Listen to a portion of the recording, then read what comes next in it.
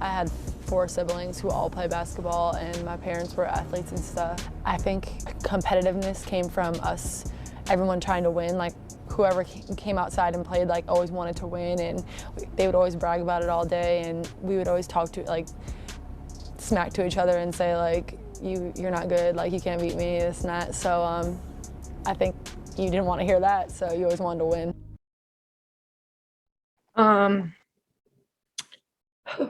I was in kindergarten and our teachers came in and told us that the planes had crashed into the World Trade Center, and I knew my mom had just walked into that building, so I didn't think I was going to see her again.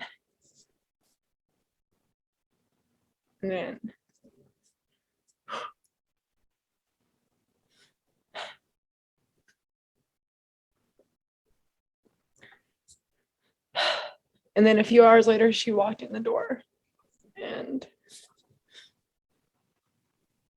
I couldn't have been happier. I don't remember anything from when I was 5 or 6 years old besides that.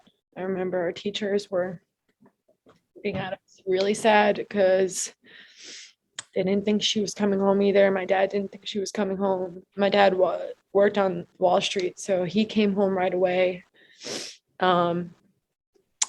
And everyone had kind of just assumed she was gone. And then my mom, being my mom, caught the last ferry and somehow walked in that door. When she walked in the building in the morning around 8 o'clock before the first plane, she wanted to skip the lines at Century 21 to buy me a birthday present because it was 3 days later. So she left work early in the morning and went there to buy me stuff, and that's why she's here today. So I'm thankful.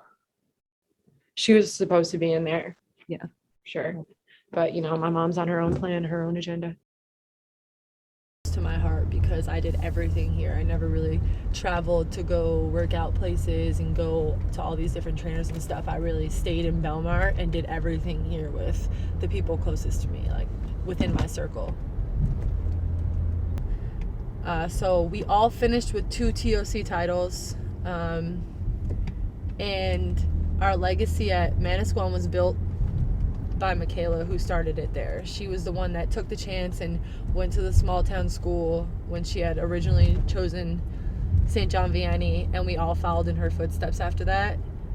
But Dara's the hometown hero because she stayed at Manasquan all 4 years.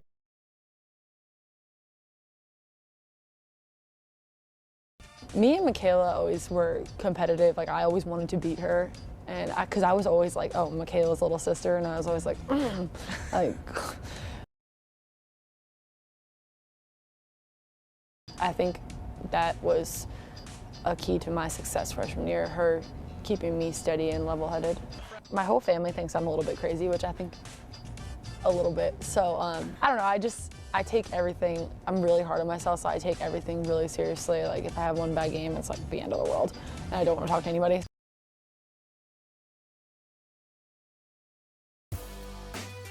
The first time I stepped on Notre Dame's campus, I really had a lot of fun, and I always wanted to come back.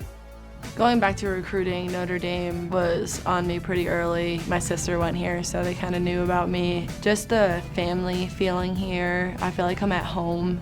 I felt like I made great relationships here right away. For someone that's never seen me play before, I'm a scorer. I like to shoot the ball. I also like to find my teammates. I'm super aggressive, very competitive. Sometimes I can get a little bit feisty, but fun to watch. Coach McGraw has helped me grow in my game so much, and I feel like I can speak for all of us when I say that. She expects so much from you, and even when you don't expect as much from yourself, she still gets more out of you that you didn't even know that you could tap into. When my career is over at Notre Dame, I want people to remember me as someone that worked really hard, that brought the team together, that would do anything to win, that was all about Notre Dame and committed to the Fighting Irish. She's my best friend. I love her. So, I mean, the best thing about her is that she's the greatest friend I could ever ask for. She is always late. At 5, we're leaving at 6, okay? And I know it. I'll tell her, I've learned though, I learned my friend, if I want to leave at 5, I tell her we're leaving at 4. So one of my favorite memory from last year was like, okay, I think we were playing Washington and I drove it at the end in overtime. And I basically had a point blank layup. It went all the way in the basket and out. We should have lost the game basically because of that. But then here comes my best friend. I got you. And then she came down and step back 3, we win. And we just always have each other's back. So that's that moment. I'm like, thanks, Arike. You covered it for me. That, and then the Seattle game when my opportunity came around, she couldn't have been more happy for me. Like after the game celebrated, and I think she ended up playing really, really well too. We played really well together, and it was just awesome to start off on that. It was just a really good moment for both of us in our friendship and as teammates. The generation these days is social media, and it's a highlight reel. And sometimes you can get stuck in looking at what's going on social media and thinking that's real life. And it's not, because there are people on social media who are posting highlight reels of whatever's going on in their life, and it may not be anything like what they're portraying on social media. And I think that's the biggest thing to understand as you grow older, and being able to separate social media from real life. And that's what I'm doing right now. And he kind of put into perspective for me what kind of work goes into it to really be one of the greats in the game. We always joke around, like he used to tell me to just keep on doing cardio and fitness, because that's like the key to all of it, which is why, like I had said, I'm over here, I want to try to get better at that. I learned that I'm mentally tougher than I thought I was. It can get really, really hard when you don't get to play. You go from a college where you played every minute of every second, and then you come to the sport where everyone's as good as you, and you need to use your strengths. And sometimes it's really, really hard to stay focused mentally. And for me, it tested me last year because I got hurt in training camp. I didn't know when it was going to be back. We got off of quarantine. I'm thinking to myself, did I do the work I should have done in quarantine? What would should I have been doing something different? I started second guess a little bit, but once my opportunity came, I was super proud that I was able to put all that stuff to the side and stay mentally locked in to be able to help our franchise continue to get better every year.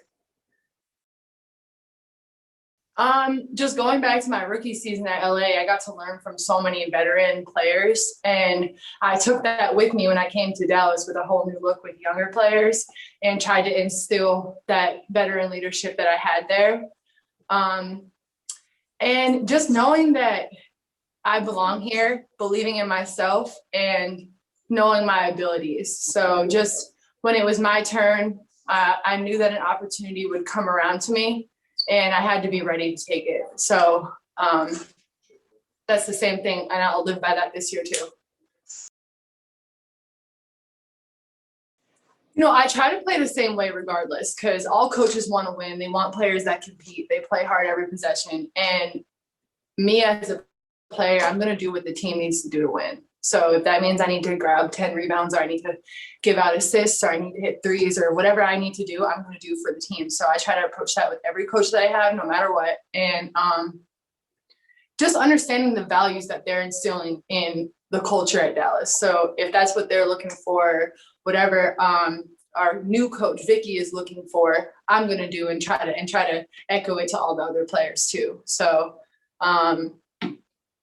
just changing my mindset each year to gear towards what our coach is looking for. But in the grand scheme of things, they're all looking for the same things. Yeah, I mean, it's really cool. You grow up trying to, I want to play in the WNBA, or as a boy, I want to play in the NBA. And then when you get there, all the things come with it. Some people sign with a Nike Adidas, and you get all their shoes, you get to wear all their stuff. And now you're in the 2K game, and all the kids that used to grow up with you that you told, I want to play in the WNBA, they're all messaging you, hey, like, I can't believe we went to preschool, high school, whatever it was together, and I'm playing with you in a video game now. So it's just kind of the rewards that come with your hard work, and it's awesome to be able to see yourself in there.